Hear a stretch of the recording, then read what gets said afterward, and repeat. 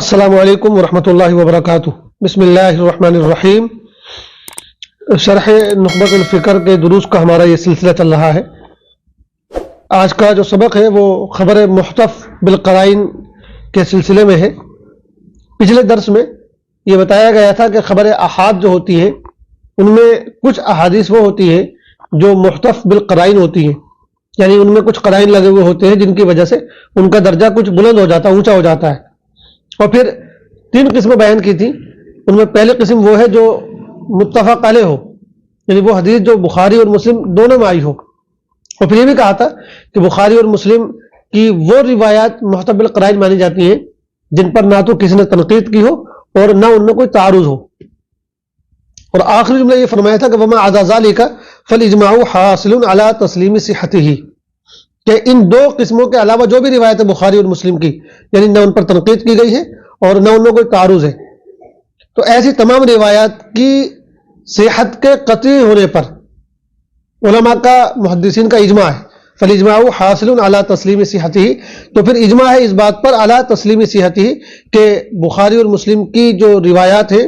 ان کا صحیح ہونا یقینی اور قطعی ہے، ان کے صحیح ہونے کو تسلیم کر لینے پر اجماع ہو گیا ہے۔ یہاں بات ختم کی تھی، اب اسی پر بات آگے بڑھاتے ہوئے فرما رہے ہیں کہ فَإِن قِيلَ إِنَّمَا اتَّفَقُوا عَلَى وُجُوبِ الْعَمَلِ بِهِ لَا عَلَى صِحَتِهِ مَنَعْنَاهُ، کہہ رہے ہم نے یہ جو بات کہی ہے کہ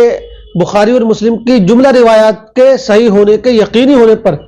علماء کا اتفاق ہو گیا ہے، سوائے ان دو قسموں کے جن کا ذکر پہلے گزر چکا ہے، یعنی جن پر کسی نے تنقید کر دی ہو یا جن میں کوئی تعارض پایا جائے۔ تو ہم نے یہ بات جو کہی کہ ان کے صحیح ہونے کے یقینی ہونے پر اجماع ہو گیا ہے۔ اگر اس پر کوئی اعتراض کرے اور یہ کہے کہ انما اتفقوا علی وجوب العمل به، کہ جو اجماع ہوا ہے، اتفاق ہوا ہے، وہ ان کے اوپر عمل کے وجوب پر ہوا ہے، اس بات پر اتفاق ہوا ہے کہ بخاری اور مسلم کی احادیث کے اوپر عمل کرنا واجب ہے، لا علی صحتی، ان کے صحیح ہونے پر یا ان کے صحیح ہونے کے یقینی ہونے پر اجماع نہیں ہوا ہے، بلکہ یہ کہا گیا کہ بخاری اور مسلم کی روایت کے اوپر عمل کرنا ضروری ہے۔ اس اتفاق سے یہ لازم نہیں آتا کہ علماء نے ان کے صحیح ہونے کو یقینی بھی مان لیا ہو۔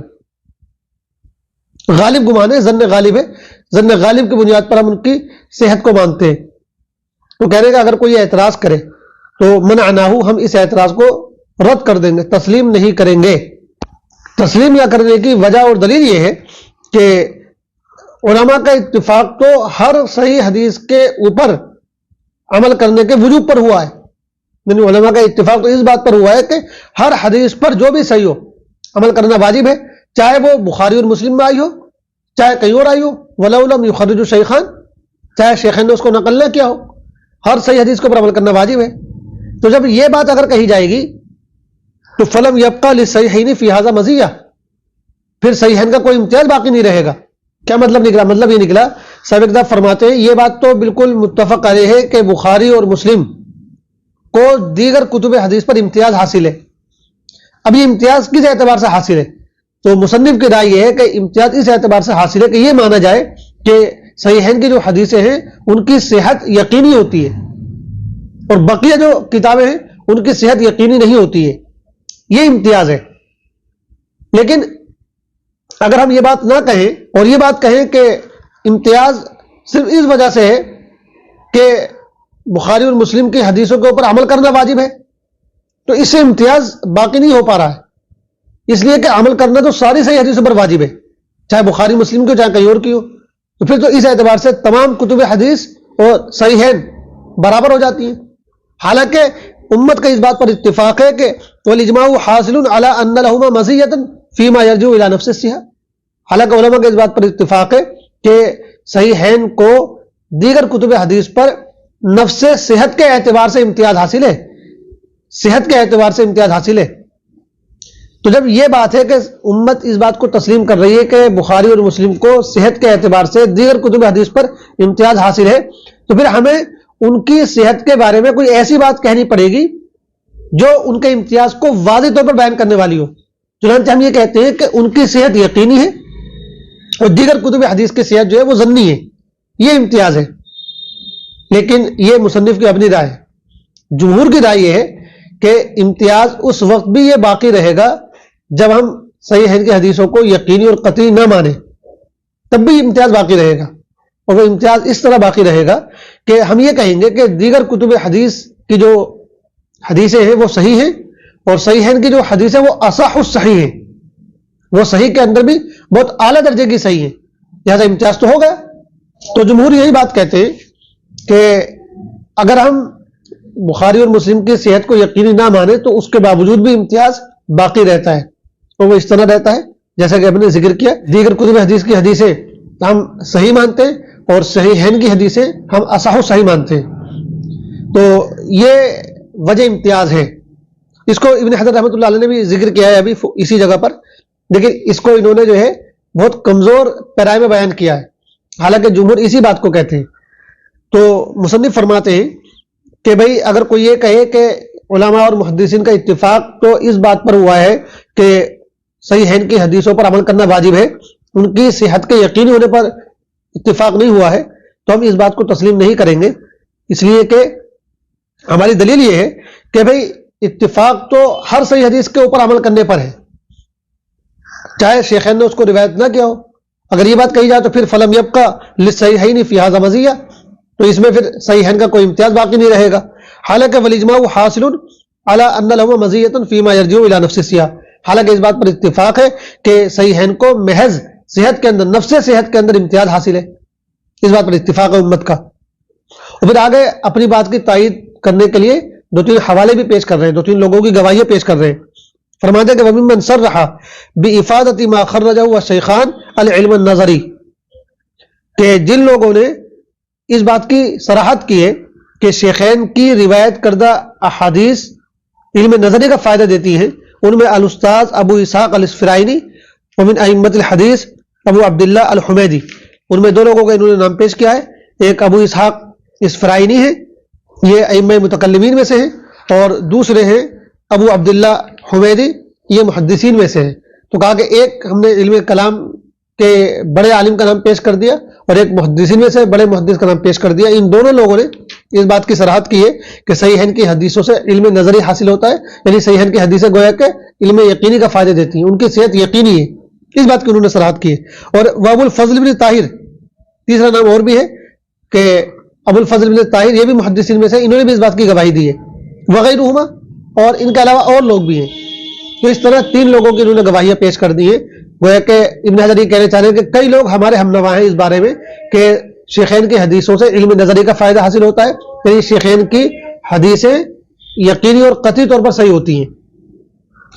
اب آگے وہ بات کہہ رہے ہیں جو ہم نے شروع میں ذکر کی جمہور کے حوالے سے کہ وَيُحْتَمَلُ وَأَن يُقَالَ الْمَزِيَّةُ الْمَذْكُورَةُ كَوْنُ أَحَادِيثِهِمَا أَصَحَّ الصَّحِيحِ، کہنے اور یہ بات بھی کہی جا سکتی ہے کہ مذکورہ جو امتیاز ہے جس کی ہم بات کر رہے ہیں وہ یہ ہے کہ ان دونوں کی یعنی صحیحین کی جو احادیث ہیں وہ اصح صحیح ہوتی ہیں۔ خلاصہ یہ ہے کہ صحیحین کا امتیاز کیا ہے دیگر کتب حدیث پر، تو جمہور کی رائے میں امتیاز یہ ہے کہ دیگر کتب حدیث کی حدیثیں صحیح ہوتی ہیں اور صحیحین کی حدیثیں اصح صحیح ہوتی ہیں۔ امام ابن حجر کی رائے یہ ہے کہ امتیاز یہ ہے کہ دیگر کتب حدیث کی حدیثیں ظنی ہوتی ہیں اور صحیحین کی حدیثیں علم نظری کا فائدہ دیتی ہیں، یعنی یقینی اور قطعی ہوتی ہیں۔ تو جمہوری کی بات جو ہے وہ اس سلسلے میں زیادہ صحیح ہے اور زیادہ قابل قبول ہے۔ تو یہ تھی پہلی قسم خبر محتب بالقرائن کی۔ دوسری قسم یہ ہے ومنها المشہور اذا كانت له طرق متباینہ سالمة من ضعف الرواة والعلل، وممن صرح بافادته العلم النظریہ الاستاذ ابو منصور البغدادی والاستاذ ابو بکر بن فورک وغیرہما۔ دوسری قسم خبر محتب بالقرائن کی وہ مشہور ہے اذا كانت له طرق متباینہ، جب اس کے متعدد طرق ہوں، متباینہ معنی متعددہ، جب اس کے کئی طرق ہوں، جب اس کی کئی سندیں ہوں، اور سالمۃ من ضعف الرواة والعلل، اور وہ سب کے سب جو طرق ہیں وہ روات کے ضعف سے اور علتوں سے پاک ہوں، علتوں سے خالی ہوں، ان میں کوئی ضعف نہ پایا جا رہا ہو، ان میں کوئی علت نہ پائی جا رہی ہو۔ تو ایک تو مشہور روایت جس میں کئی راوی ہوتے ہیں، اس کے اعتبار سے بھی اس کا درجہ اس روایت کے مقابلے میں زیادہ ہوتا ہے جو غریب ہوتی ہے۔ لیکن اگر کوئی مشہور روایت ہے اور ساتھ ساتھ اس کے کئی طرق ہیں اور کئی طرق جو ہیں وہ سب کے سب ضعف سے محفوظ ہیں، جتنی بھی اس کی سند ہے سب ضعف سے محفوظ ہے،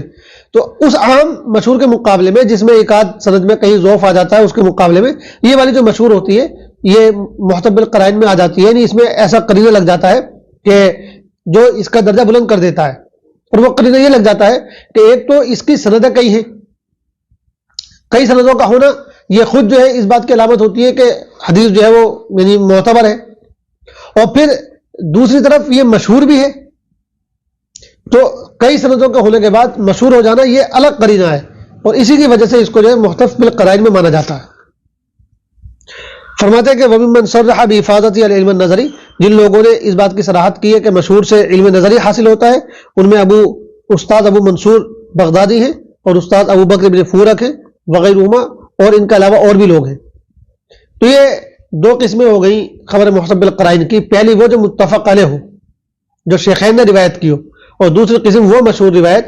جو کئی سندوں سے کئی طرق سے آئی ہو، اور اس کے سارے طرق ساری سندیں ضعف سے